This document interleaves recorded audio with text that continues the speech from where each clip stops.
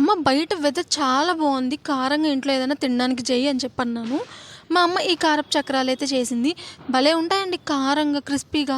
మా ఫ్రెండ్ సర్కిల్లోనే చాలామంది ఉన్నారు దీనికి ఫ్యాన్స్.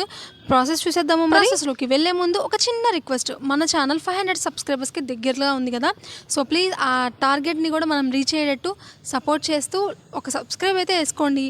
ఇంకా ప్రాసెస్లోకి ఇంకా మెజర్మెంట్స్ వచ్చేసేటప్పటికి 1.5 గ్లాసు బియ్యం పిండికి హాఫ్ గ్లాస్ మినప్పిండి, అంటే మినపగుళ్ళు మిక్సీ పట్టుకుని ఆ పిండి హాఫ్ గ్లాస్ తీసుకోవాలి.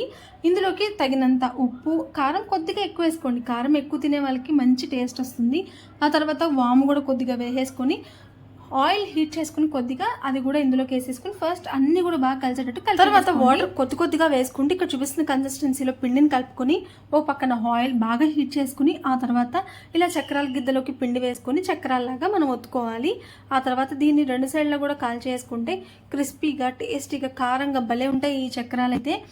మీరు కూడా ఒకసారి ట్రై చేయండి నచ్చితే. అండ్ అలాగే ఫ్రెండ్స్ అండ్ ఫ్యామిలీ మెంబర్స్ కూడా ఈ వీడియోని షేర్ చేయండి.